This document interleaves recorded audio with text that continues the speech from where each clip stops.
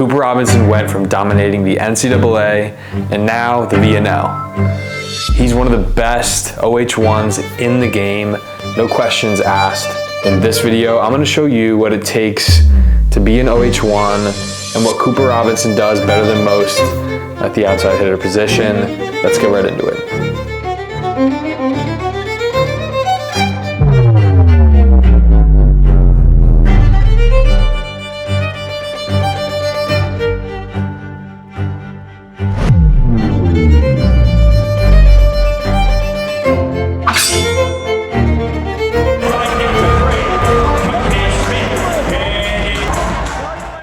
I went to Hoffman Estates a couple weekends ago for the Week 2 VNL in Chicago. Unfortunately, did not get the chance to get any film from that event because Volleyball World, but I was able to get some really high quality photos and some great shots from some of the US's matches in that event. And Cooper Robinson specifically had a really good showing, and he's played really well for the US so far through 2 weeks of action in the VNL. Let's say you're an outside hitter and you're watching this video and you want to eventually be that OH1. You want to be the go-to guy on your team, or maybe you are really good but you're just trying to fine-tune your game, be a little bit better, and fully maximize your capability as an outside. And this video is for you. We'll get right into some of the keys of what it takes to be a highly successful OH1.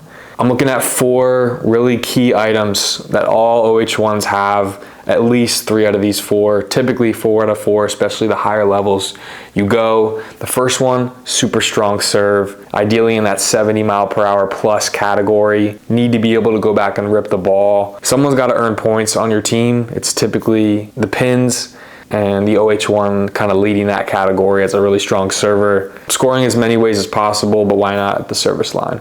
Secondly, being a really physical player. The OH1 typically stands out on the court as contacting the ball higher, hitting harder, probably hitting down, around, or over the block most of the time. I was just at AAU Nationals this past weekend, and you could clearly see on some courts who that player was, who the most physical guy on the court was on the pin. And generally, you'll see that guy follow the setter in rotation and be in that OH1 slot. So physicality is massive. Third, because you are the OH1, you typically have to play at least one rotation on the right side in row 1, not only hitting from the left side, but also from the right side as well. Some of the best pins in the game are just as efficient on the right as the left, and you'll see them almost as the primary option in row 1 most of the time. So you got to be able to hit in the right. And lastly, I think this is what really separates the good outsides, the strong pins, from the great elite players, best in the game, and that's how well do you hit the bick. If you are able to consistently side out, terminate, and put balls away at the bick,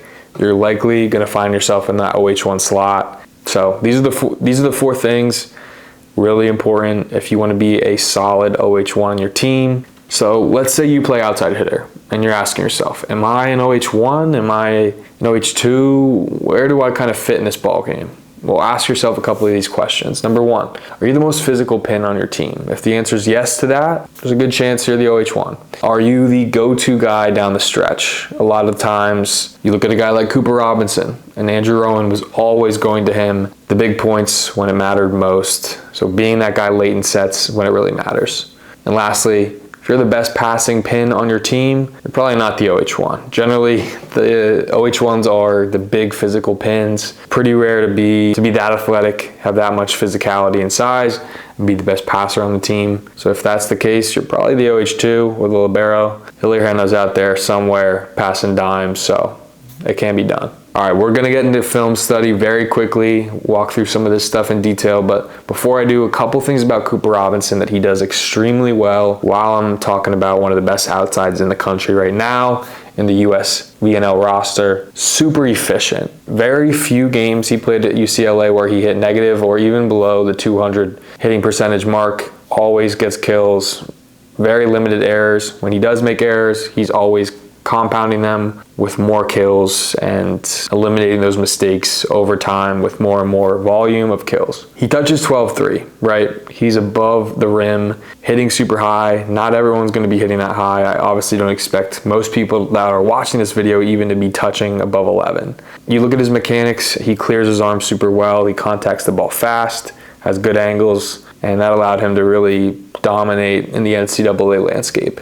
And lastly, he's a super powerful serve, something that everyone is capable of doing. Don't care how big or small you are. You have the chance to develop a really strong serve with a lot of power and pop. He's been super effective on the VNL stage, which is professional volleyball with Olympians. If you can practice your serve and get it to 70 mile per hour plus, or even in the high 60s, there's a good chance you're going to find some quality court time on that outside position. Cooper definitely has some areas of improvement. I'll put a list on the screen of what I think he can improve on. But with that, let's get into some film and dive into some of these specific areas and how Cooper does them really well in the game.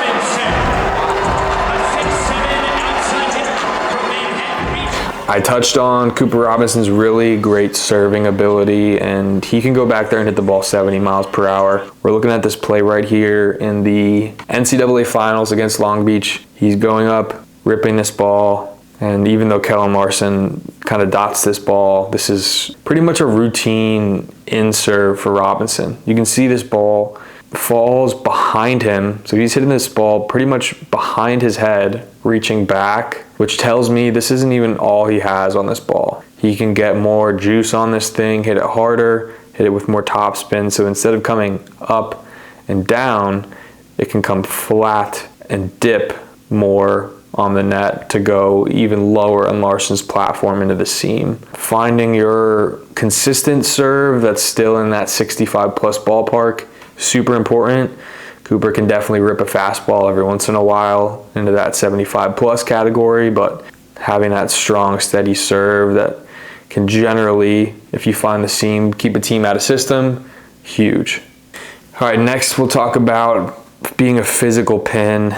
In this video, you see a perfect pass from Luca Cerci. The Bruins in row one, so Robinson's gonna really get a one-on-one here at a high percentage whenever Cameron Thorne runs this gap ball, so they kind of set this up to get Cooper isolated here. You can just see the physical nature with his swing, and even though it's not an immediate kill, the Bruins end up getting this ball, which is at 23-22 in the third set of the NCAA semifinal, so obviously a big point.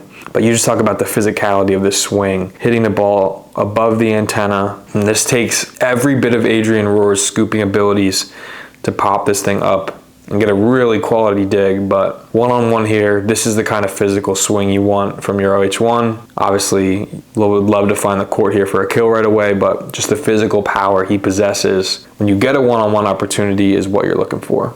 And Cooper isn't an outside hitter after all, so he's really going to excel on the left side. You look at this play here where it's a really perfect set from Andrew Rowan, where you get a late close from the middle here. Rohr's up on time, but Robinson's hitting up and over him. And while in theory there are forehands here for a double block, this is not a closed block. And this is something that Cooper Robinson just took advantage of throughout his time as a Bruin, hitting high, hitting above the block, and punishing defenders with really physical swings. So as a physical pin, you got to hit easily against one-on-ones, pretty routinely against double blocks, and then occasionally on the triples, find ways to squeeze away points or bring it back, run another set for your team. It's something that Cooper Robinson does extremely well, and if you want to be an OH1, something you have to do really well in your game. The last play I'll cover is 23-24 in the third set of the NCAA semifinals. This is the point to clinch the game for the Bruins. We'll walk you through this one here. No one at the service line other than Cooper Robinson himself. Throws up a 66 mile per hour bomb, which gets a really high ball for the Rainbow Warriors. Back to Finn Kearney, their go-to guy. Aziz comes in with a great dig. And who do you go to but Cooper Robinson out of the BIC? Like I mentioned, the back row quick, a vital part of being a really strong quality outside hitter. You see the little chirp afterwards, of course. Let him know. But Cooper Robinson here just flying above the net, and it just goes to show how much of an option he is. Front row, back row, does not matter. He's a go-to guy. He hits the ball out of the BIC better than most people hit it out of the front row, so when that's the case, you like your chances giving this man the ball when the game's on the line. Those are my keys for being a dominant OH1. Like I said, serving at a high level, physical player, beating one-on-ones routinely against double blocks, and challenging the triple blocks, being really good in rotation 1 on the right side, and how well can you crush the BIC. If you're doing all 4 of those things extremely well, I find it hard to believe your coach isn't putting you in that OH1 slot. And maybe if you're not doing a couple of these elements well, maybe there are things to work on to better your game and find more playing time on the court. Cooper Robinson, super exciting player. I have him as a stud for this U.S. men's national team going forward.